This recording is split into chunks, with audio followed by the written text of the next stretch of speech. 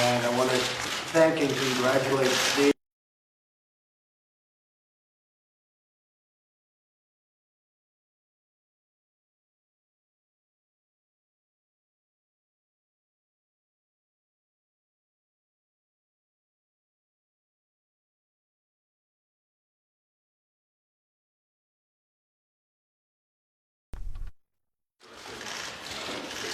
Thank you, everybody, for being here this morning. This is a really world-class group, and I want to thank and congratulate Steve. You have done, as usual, an amazing job. Steve called me up the day after the election. It might have even been the same night, Jamie, to be honest with you. You know, Steve, probably not.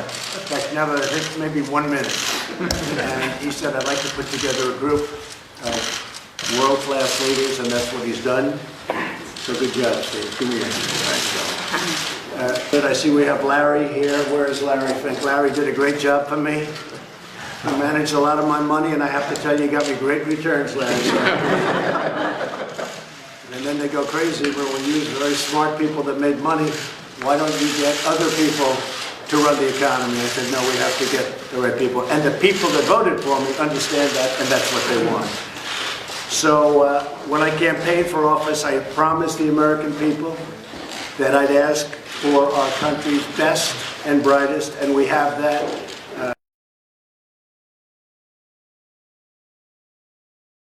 And the people that voted for me understand that, and that's what they want.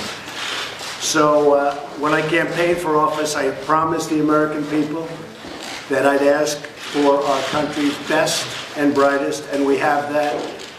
Wilbur is representing us as Secretary. I tell you, you're going to be so great. Secretary of Commerce, Wilbur Ross. And just, in fact, Carl Icahn called up. He goes, I hear you got Wilbur.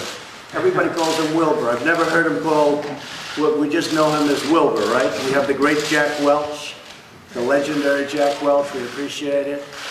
We're looking forward in a little while, in the upcoming few moments, to discuss all of the things that you think we can do to bring back our jobs, to get taxes even lower than we're going to be cutting them. We have a great plan, but I want to have your input on the plan in particular, and to do what we have to do in terms of regulation. We have some of the bankers here.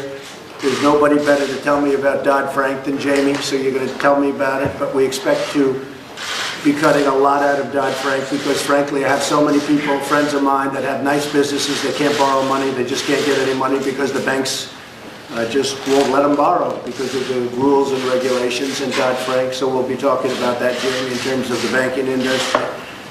And with that, I just want to introduce somebody I've known for a long time. He's done a fantastic job. And we're thinking of having these meetings. I think we'll start maybe on a monthly basis. It'll go to a quarterly basis because all of a sudden a monthly basis sounds like a lot. But we really want your input. We have the biggest, the brightest in the world, in this country in this case. But these are the biggest and the best minds in this country. And I really appreciate you being here. And I want to thank Steve. And Steve, maybe you'll say a few words. Sure. Well, I'd like to just start out and thank everybody for being here. The purpose of this group it isn't for general discussion, which is okay, but the real purpose is to get things done, to advise the government as to areas where we can do things a lot better as a country for all Americans, and debottleneck some things. We have a full agenda, unlike a lot of other meetings that happen of this general type. We're going to cover some of the immigration things. We're going to cover regulatory relief. We're going to cover tax and trade, women in the workplace, infrastructure, and education. And each of those areas we'll get suggestions, ways to make things happen faster, to improve the country. And anybody can say anything else they want.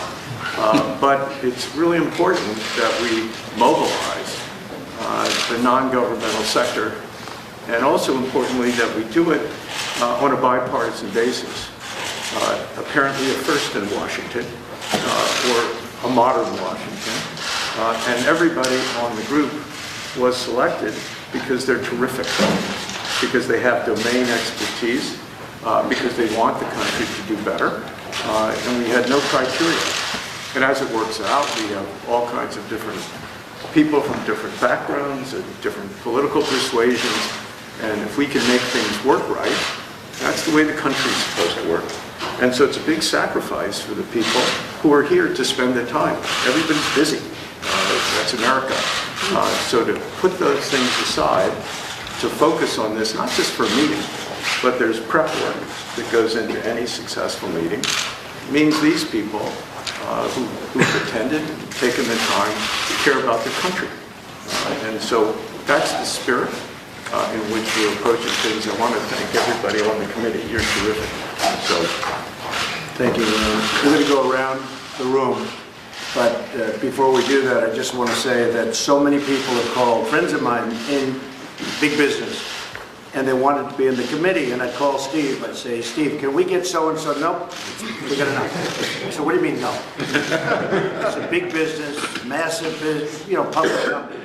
Then every once in a while I'd call, Steve, how about this one? Donald, he's a corporate raider. These people don't want to be sitting with corporate raiders.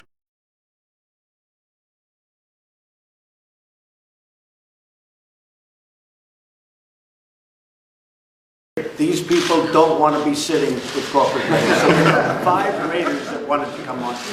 But he's been very, very selective, and we'll be putting a couple more on as we go by, but he's been very selective. I thought we might go around the room. Mary and I met last week. We had a fantastic meeting on the auto industry. So maybe we could start with Mary. We'll just go around the room real fast so that everybody, pretty much everybody knows each other, but it would be nice to see. Mary? Mary Barra, Chairman and CEO of General Motors. Doug McMillan with Walmart. Larry Fink, BlackRock. Rich Lesser, Boston Consulting Group. Jim McNerney, the old Boeing guy. Paul Atkins, Potomac Global Partners. Kevin Warsh, Stanford University. Elon Musk, Tesla and SpaceX. Toby Cosgrove, the Cleveland Clinic. Jamie Dimon, JP Morgan Chase. Dan Jurgen, IHS Market. Jack Welch, retired. Mark Weinberger, someday maybe, I hope, but EY. Bobby Vinci, Global Infrastructure Partners. Jenny Rometty, IBM. Indra Nui, PepsiCo. Steve Schwarzman from Blackstone. Okay. Thank you very much. Thank you, folks. Thank you, press.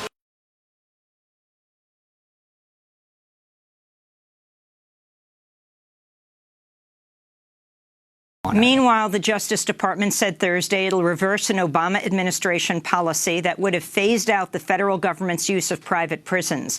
The announcement touched off a spike in the after-hours share prices of for-profit prisons, including CoreCivic and GEO Group.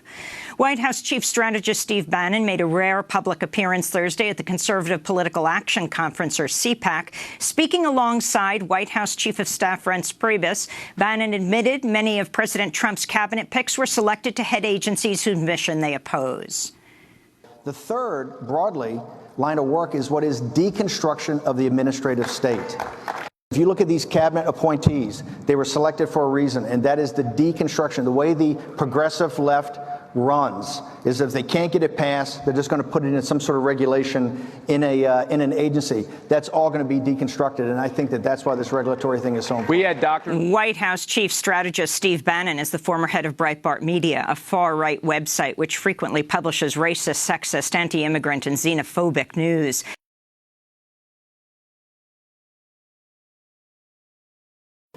Libraries are holy places, secular and sacred spaces. Everyone knows. They foster unity, community, friends, and opportunity. Everyone knows. But libraries now are no longer safe. Real estate moguls claim them and maim them, slice them and dice them, profits entice them. Crises like these take courage to face. They take unity, community, friends, and opportunity. Everyone knows. Libraries are holy places, secular and sacred spaces. Everyone knows. A library's a space you want to erase. If you don't want citizens standing as one, once we begin, we might just win. It's happened before, it will happen again, that the 99% wins and the 1% loses, and the 99% wins. We'll have libraries, schools, housing and parks, not luxury towers and real estate sharks. It's an ongoing war worth fighting for, and everyone knows. Libraries are holy places, secular and sacred spaces. Everyone knows. They foster unity, community, friends and opportunity, and everyone knows.